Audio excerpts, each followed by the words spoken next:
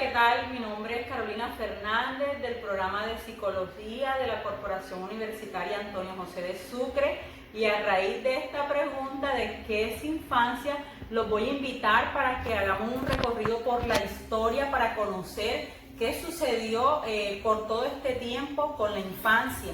Hay que indicar inicialmente que el término infancia viene del latín infant, que tiene el significado del que no habla, pero esto corresponde no al no hablar por tener una dificultad o una limitación oral, sino porque los padres eran los apoderados de los niños y por ende ellos eran los que hablaban o hacían todo en función de los niños.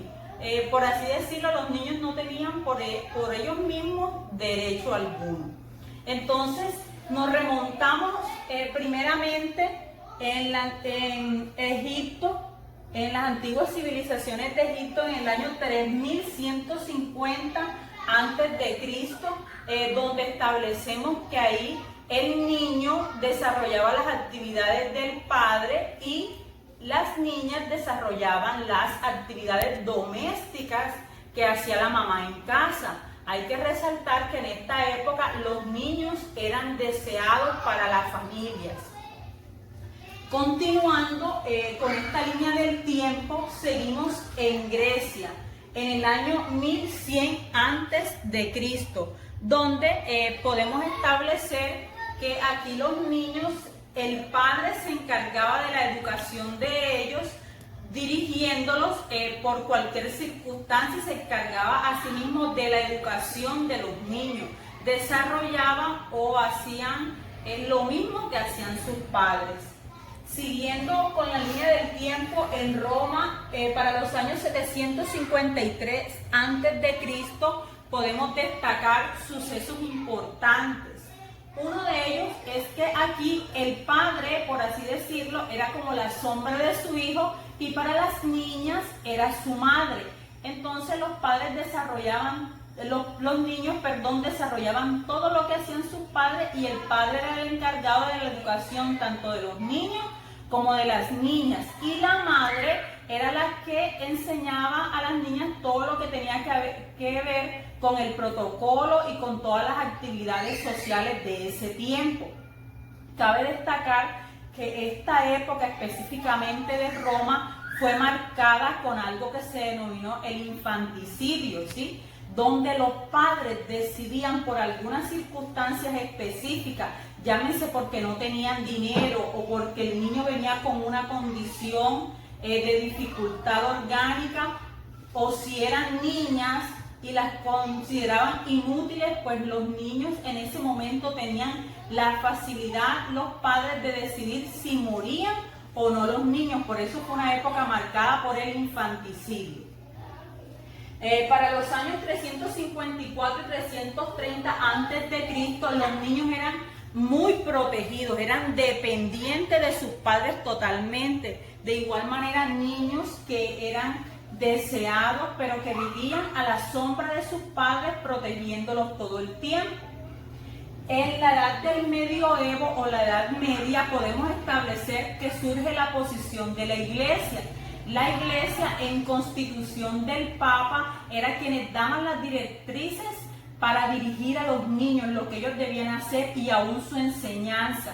Se les dirigió esta enseñanza basada en seguir a Dios para servirle posteriormente, y las enseñanzas incluían lectura de la Biblia y participación en corales.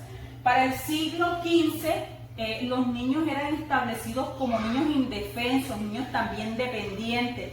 Por eso se les llamó en su momento a quien los cuidaba nodriza, que eran esas personas que se mantenían constantemente con los niños, mientras los padres, en este caso los pudientes, desarrollaban sus actividades protocolarias. En el caso de las personas de este tiempo, pues que no tenían los suficientes recursos, eran ellos, madre y padre, encargados de la atención de los niños. Ya para el siglo XVI y siglo XVII, como ustedes pueden ver, a este niño lo hemos vestido como si fuera un adulto, ¿sí? Entonces, en este tiempo el niño era considerado como un adulto pequeño. ¿Por qué? porque carecía todavía de voluntad y de carácter. Para esta época mantenía o sostenía que les faltaban algunas facultades a los niños para ser considerados pues adultos, y aún así pues ellos no lo eran. Ya para el año 1989 es como se partiera la historia en dos, por así decirlo, de mi punto de vista, porque es el antes y el después.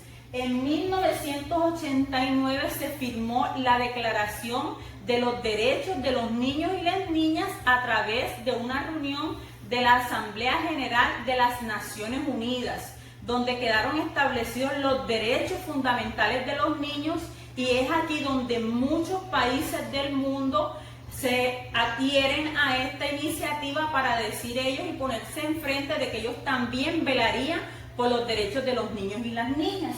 Siguiendo con la línea del tiempo, en 1994 se establece la educación inicial. Esta educación inicial que ve al niño desde un enfoque integral. Por eso desarrolla que a través del juego, de las actividades lúdicas, de la exploración aún y de las actividades pedagógicas, los niños pueden ser niños creativos, niños que se desarrollan por sí mismos y se trabaja de una forma holística o integral. Para los siglos XX y pleno siglo XXI se establecen a los niños plenamente como sujetos de derecho, niños con capacidades, niños con habilidades, y en la búsqueda siempre de un desarrollo integral eficaz que incluye la parte emocional, la parte física, el desarrollo psicomotor, la parte cognitiva y de igual manera la parte emocional y espiritual. En una segunda parte hablamos del estado actual de la niñez en Colombia, y para ello debemos hablar de la Constitución Política de 1991, Carta Magna de nuestro país, donde se establece como un Estado social de derecho y donde los niños también tienen su prioridad, en el artículo 44, donde se establecen como sujetos de derecho a los cuales se les tiene que dar toda la atención disponible.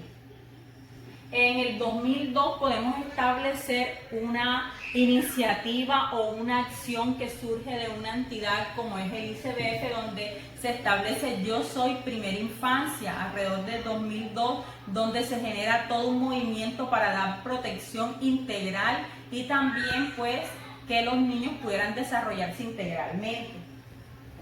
De ahí, en el 2006, que surge el Código de Infancia y Adolescencia, la Ley 1098, que contempla todos los derechos y las acciones que se le deben garantizar a los niños en su respectiva edad, pues que comprende en este caso de los 0 a los 18 años, ¿sí? Pero hablando pues de la primera infancia, de 0 a 5 años, que también lo incluye.